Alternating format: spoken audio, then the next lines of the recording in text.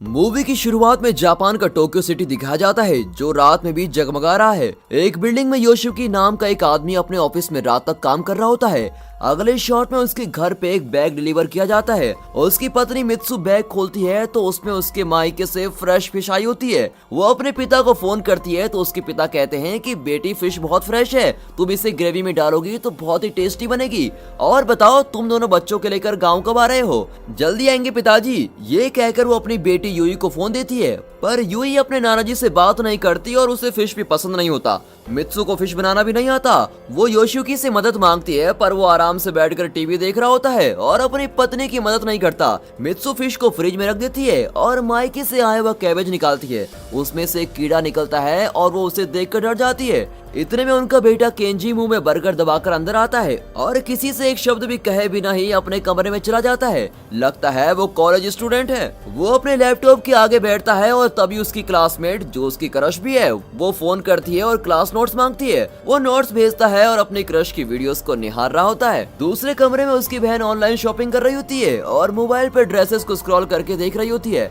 तब battery low आती है और वो फोन को चार्ज पर लगाती है। फिर वो अपने स्कूल फ्रेंड को मैसेज करने लगती है। मित्सु अकेले किचन में काम कर रही होती है और कहती है कि ये बच्चे हमेशा मोबाइल से क्यों चिपके रहते हैं। योशियुकी उसकी बात अनसुनी करके सोने चला जाता है। अगले दिन अलार्म क्लॉक नहीं बजता। 3 बजे से सब कुछ बंद पड़ा होता है। किसी को टाइम का भी पता नहीं होता। करंट न होने की वजह से फ्रिज में रखी हुई फिश सड़ जाती है और मित्सु उसे कचड़े में फेंक देती है। Lights, TV, electric cooker, torch, telephone कुछ भी काम नहीं करता। यूई का फोन स्विच ऑफ हो गया होता है, पर बच्चे अपने स्कूल कॉलेज के लिए और योशियुकी अपने ऑफिस के लिए तैयार होते हैं। मित्सु उनका खाना बनाने के लिए गैस स्टोव चलाती है पर तब तक तीनों बाहर चले जाते हैं। बाहर लिफ्ट भी बंद होती है और तीनों 10वें फ्लोर से नीचे उतरते उतरते थक जाते हैं। यूई स्कूल के लिए निकलती है और केंजी साइकिल में कॉलेज आता है। योशियुकी रेलवे स्टेशन पहुंचता है तो वहां भी कोई ट्रेन नहीं चलती क्योंकि सारी इलेक्ट्रिक ट्रेन होती है। वहां ऑफिस जाने वाले लोगों की खूब भीड़ लगी होती है। अब कॉलेज के रास्ते में केंजी के हेडसेट और ब्लूटूथ ईयरफोन सब ऑफ हो जाते हैं। कुछ लोग टैक्सी से जाना चाहते हैं पर टैक्सी भी काम नहीं करती। टैक्सी क्या, कोई गाड़ी काम नहीं करती। लगता है गाड़ियों की बैटरीज भी ऑफ हो चुकी हैं। मित्सु जो रोज लिफ्ट में कचरा लेकर नीचे डालती थी, बेचारी 10वीं मंजिल से नीचे उतरकर कचरा डालती है और दूसरे फ्लैट वाले कहते हैं कि लगता है करंट आज नहीं आएगी, कैंडल्स खरीदने पड़ेंगे और ये कहकर वे बाजार जाते हैं। मित्सु को भी यही ठीक लगता है, पर अब 10 फ्लोर ऊपर चढ़ के पैसे निकालकर वापस नीचे कौन उतरेगा। यहाँ लगता है कि योशियुकी पैदल ही ऑफिस पहुँच गया था। वहाँ का ऑटोमेटेड डोर भी काम नहीं करता। सब डोर तोड़कर अंदर जाते हैं, पर अंदर जाके करेंगे क्या? कंप्यूटर, फोन सब तो बंद पड़े होते हैं। बच्चों के स्कूल कॉलेज में भी बहुत कम स्टूडेंट्स आए होते हैं क्योंकि बहुत लोगों को ट्रांसपोर्ट नहीं मिला होता। दूसरी ओर सुपरमार्केट में कैंडल खरीदने के लिए भीड़ जमा हो जाती है। ज्यादातर लोग इलेक्ट्रिक स्टोव यूज करते हैं और बिना करंट के वे खाना नहीं पका सकते, इसीलिए वे रेडीमेड फूड आइटम और पानी खरीदने सुपरमार्केट में जमा हुए होते हैं। और टेक्नोलॉजी का खेल तो देखिए, बिलिंग के लिए भी वो अपने क्रेडिट और डेबिट कार्ड्स लेके आए होते हैं। यार करंट के बिना कार्ड स्वाइप कैसे करोगे? जिनके पास कैश होता है वे चीजें खरीद कर चले जाते हैं। ऊपर से जिस गाड़ी में सुपरमार्केट का स्टॉक आ रहा होता है वो भी कहीं रुकी पड़ी होती है और इस वजह से स्टोर की चीजें तेजी से खत्म होने लगती है। ऑफिस में सबको छुट्टी देकर कहते हैं कि जब करंट आ जाएगी तब अपना मुंह दिखाना। रास्ते में योशियुकी एक साइकिल शॉप में जाता है। साइकिल की इंपॉर्टेंस अब लोगों को समझ आ रही थी क्योंकि उसके लिए करंट की जरूरत तो होती नहीं, लेकिन बढ़ती डिमांड के कारण साइकिल का रेट आसमान छू रहा होता है। दुकानदार कहता है सर देर मत कीजिए वरना स्टॉक खत्म हो जाएगा। बेचारा योशियुकी उसे मुंह मांगी कीमत देकर साइकिल खरीद लेता है और उसी में घर पहुंचता है। साइकिल नीचे पार करके सीढ़ियां चढ़ता है। घर जाते जाते बेचारे की पूरी हवा निकल जाती है। अब किसी तरह सब घर आ जाते हैं। उस रात पूरी फैमिली साथ बैठकर कैंडल लाइट डिनर करती है। किचन का सिंक और टॉयलेट फ्लश भी काम नहीं कर रहे होते हैं, लेकिन ड्यूटी का पक्का योशियुकी अंधेरे में भी ऑफिस का काम करता है। इस आदमी के साथ तो मेरी जिंदगी बर्बाद हो गई, ऐसा सोचकर मित्सु बालकनी से आसमान को देखती है। सिटी की लाइट्स के बिना रात का आसमान और भी चमक रहा होता है। बच्चों के पास अब फोन, ब्लूटूथ, हेडसेट, लैपटॉप जैसी कोई भी चीज नहीं होती और कोई रास्ता ना पाकर वे भी बालकनी में आ जाते हैं। अब पूरी फैमिली वहाँ जमा होकर सोचती है कि कल तो करंट आ ही जाएगा, पर दूसरे दिन भी करंट नहीं आता।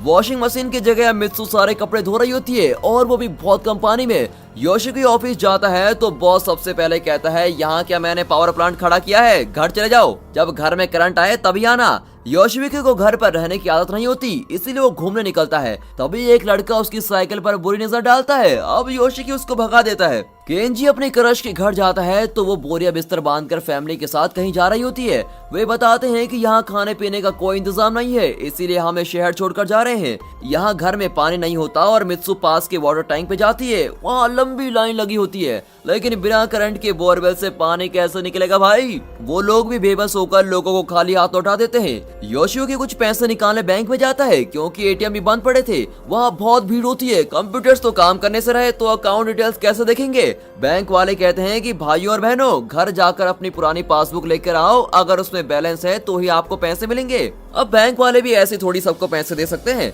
वहाँ का माहौल देखकर आपको नोटबंदी का वक्त जरूर याद आया होगा, जब हमने लाइन में लगकर बैंकों में अपने सारे पैसे जमा किए थे, पर जब पैसे निकालने गए तो 5,000 या 10,000 दिए जाते थे। वैसा ही माहौल यहाँ भी होता है। इस भीड़ में योशियुकी की ऑफिस की फाइल गिर जाती है और उसको समेटने के चक्कर में वो लोगों की मार खाता है। इस तरह एक हफ्ता गुजर जाता है। क्या सिर्फ टोक्यो में करंट नहीं है या फिर पूरी दुनिया का यही हाल है? और अचानक करंट सप्लाई इस तरह से बंद कैसे हो गई और कितने दिन ऐसा चलेगा, इसकी इंफॉर्मेशन किसी को भी नहीं होती। सोचिए अगर आपके पूरे शहर या गाँव में अचानक करंट बंद हो जाए तो आप क्या करेंगे? दूसरे शहर में किसी को फोन करके पूछेंगे कि वहाँ क्या हाल है, पर यहाँ मोबाइल, ब्लूटूथ, टीवी, इंटरनेट सब कुछ बंद हो जाए तो आप क्या करोगे दोस्तों? दूसरी जगह क्या हो रहा है इसकी कोई खबर नहीं रख पाएंगे।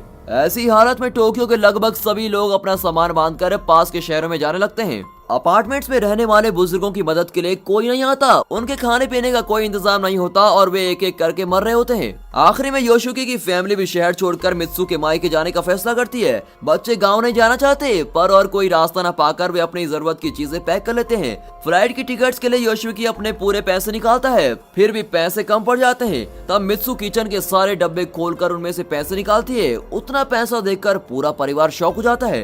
देश चाहे जो भी हो, हर फैमिली में औरत ही पैसे बचा कर रखती है जो बुरे वक्त में पूरे परिवार के काम आता है। वे अपनी चीजें पैक करते हैं और तीनों साइकिल में वहाँ से निकलते हैं। मित्सु धूप से बचने के लिए सनग्लास लगाती है और केंजी हीरे जवाहरात की तरह अपने मोबाइल को संभाल कर रखता है। यूई इस हालत में भी मेकअप करना नहीं भूलती। योशियुकी मित्सु को साइकिल पर बैठाकर एयरपोर्ट की ओर जाता है। बहुत दिन बाद वे इस तरह अकेले बाहर निकले होते हैं और रास्ते में वे देखते हैं कि सब्जियां सोने के भाव बिक रही होती हैं, क्योंकि बिना पानी की खेती नहीं हो रही थी और मार्केट में पड़ी भी थोड़ी सी सब्जियां भी बहुत ही महंगी बिक रही थी। मित्सु एक दुकान से वाटर बोतल्स का एक बॉक्स खरीद लेती है। पैसे बहुत ज्यादा लगते हैं पर फिर भी वो खरीद लेती है, पानी की जगह पैसे नहीं पी सकते हैं ना। फिर रास्ते में वे एक जगह रुककर घर से लाया हुआ खाना खाते हैं। यूं ही सब्जियों को छूती भी नहीं। पब्लिक टॉयलेट्स की हालत देखकर बच्चे पार्क में झाड़ के पीछे जाते हैं। फिर वे एयरपोर्ट पहुँचते हैं। आगे भी क्या बताने की जरूरत है, फ्लाइट सारी बंद पड़ी होती है। फ्लाइट्स के पास आते लोगों को पुलिस मारकर भगा रही होती है। अब ये लोग कई गुना ज्यादा पैसे देकर पास के एक होटल में ठहरते हैं।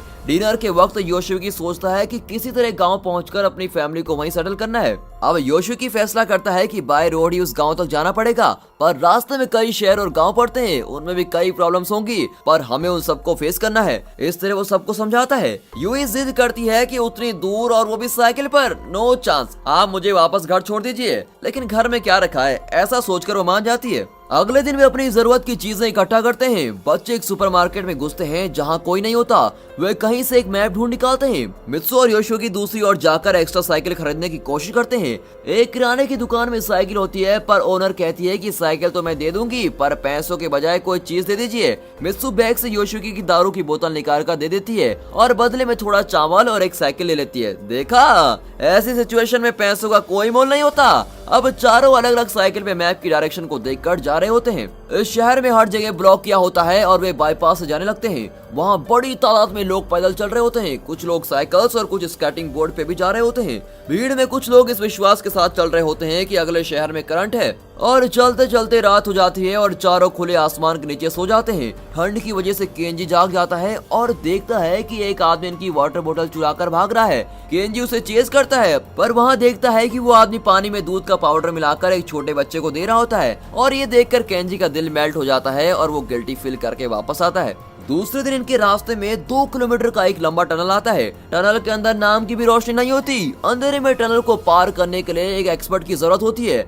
वहाँ एक नेत्रहीन बुजुर्ग होती है जो पैसों के बदले उन्हें टनल पार करवाने की जिम्मेदारी लेती है। उसके पीछे जाकर वे उस पार पहुँच जाते हैं। योशियुकी का परिवार किसी तरह एक हफ्ता मैनेज तो कर ही लेता है और अब पूरे 16 दिन हो चुके होते हैं। उनके सारे वाटर बॉटल्स खाली हो जाते हैं। मित्सु पास की एक नदी में कपड़े धोती है और योशिकी उसी नदी का गंदा पानी पीने लगता है। आगे रास्ते में बारिश होने लगती है और गंदा पानी पीने से योशिकी का पेट खराब हो जाता है और अब ये बारिश से बचने के लिए एक ब्रिज के नीचे आ जाते हैं। हवा इतनी तेज होती है कि उनकी साइकिल से एक और खींची चली जाती है। साइकिल्स पर बंधे हुए इनके बैग्स, कपड़े, चावल और सब कुछ बर्बाद हो जाते हैं। उनके पास अब खाने पीने का कुछ भी नहीं बचता, लेकिन फिर भी वे आगे बढ़ते रहते हैं। अगले शहर में एक सुपरमार्केट होता है। दोनों बच्चे अंदर घुसकर खाने के लिए कुछ ढूंढते हैं, पर वहाँ चावल का एक भी दाना नहीं होता, पर पेट डॉग्स का खाना भरपूर होता है। बेचारे उन पैकेट्स को उठा लेते हैं। वहाँ वाटर बोतल्स नहीं होते, पर खराब पड़ी हुई कार की बैटरीज होती हैं। बच्चे उसके अंदर बचा हुआ पानी अपनी बोतल्स में भर लेते हैं। इससे बुरी सिचुएशन हो भी क्या सकती है।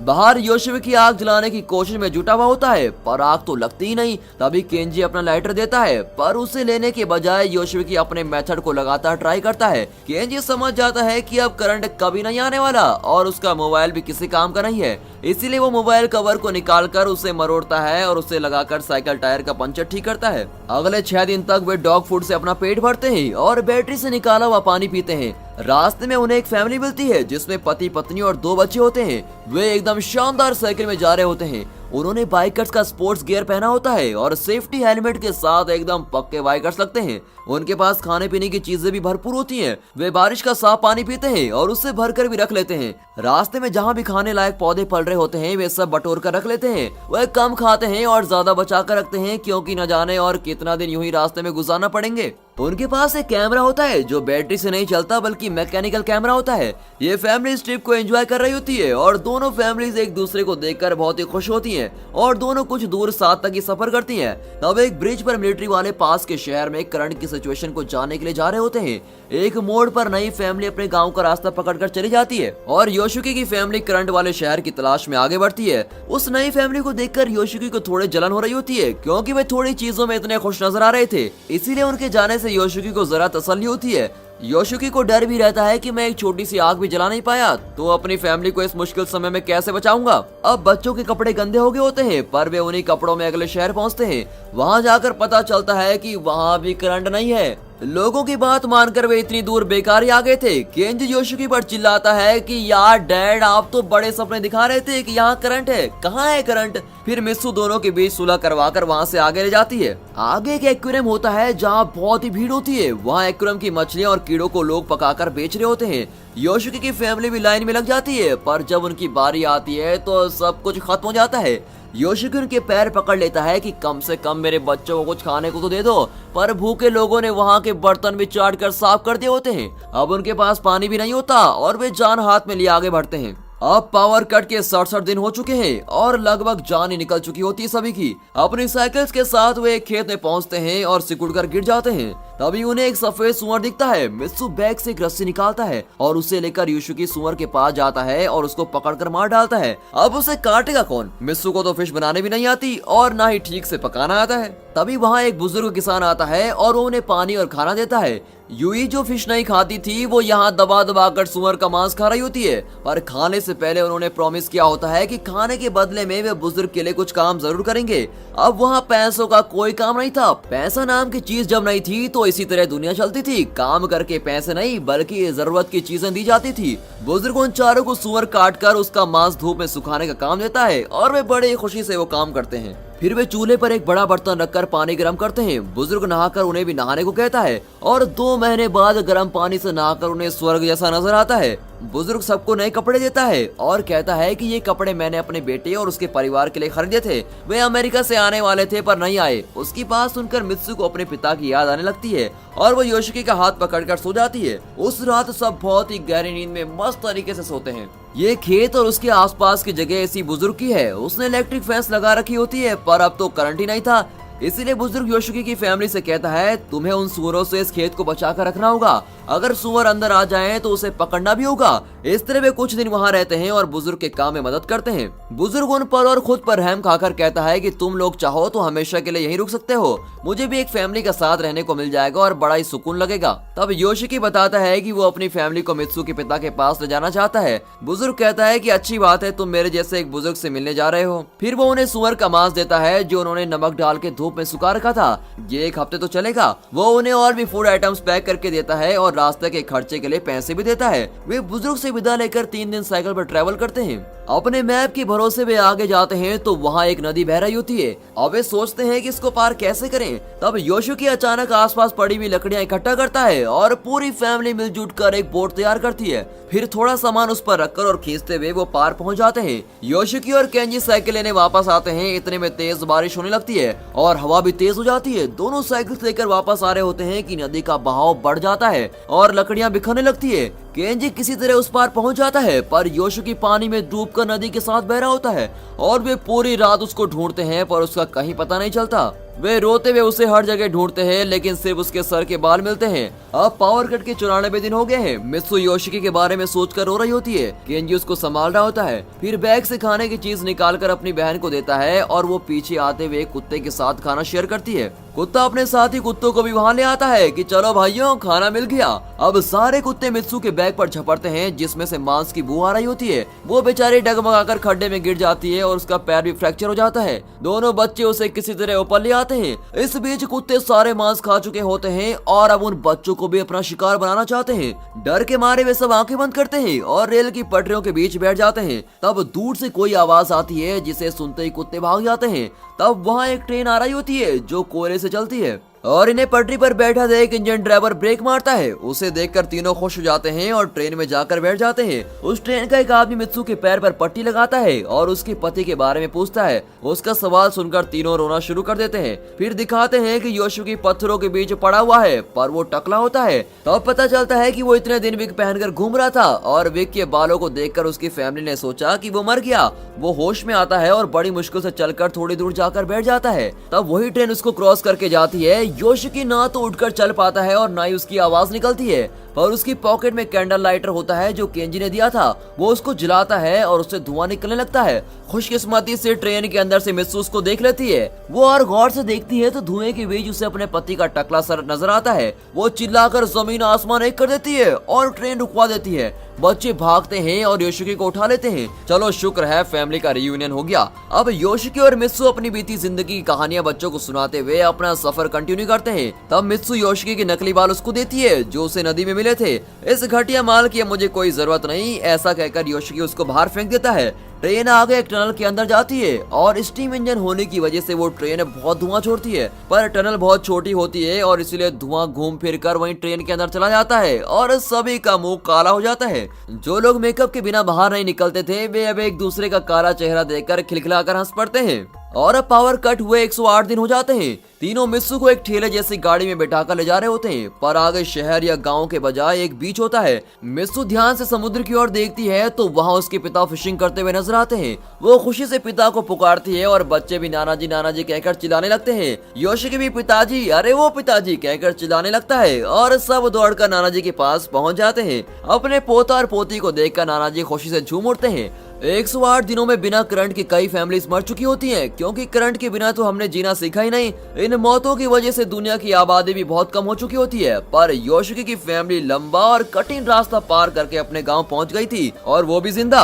अब बिना पावर के 2 साल और 4 महीने हो चुके होते हैं। तब हमें दिखाते हैं कि योशिकी और केंजी समुद्र में फिशिंग कर रहे होते हैं। वे ढेर सारी मछलियां पकड़कर जमा कर रहे होते हैं। दूसरी ओर दिखाते हैं कि यूई कपड़े बुन रही होती है। मित्सु अपने पिता के खेत में टमाटर उगाने का काम कर रही होती है। अब वे प्रकृति से जुड़कर एक स्वस्थ जिंदगी गुजार रहे होते हैं। एक दिन सुबह अचानक कोई आवाज सुनकर योशिकी झटके के साथ उठता है। उसे कहीं से अलार्म क्लॉक की आवाज सुनाई देती है। वो चौंक जाता है और फिर पता चलता है कि उस गांव के बीच रखे हुए पब्लिक स्पीकर सिस्टम से आवाज आ रही है। अचानक ही गांव की स्ट्रीट लाइट भी जलने लगती है।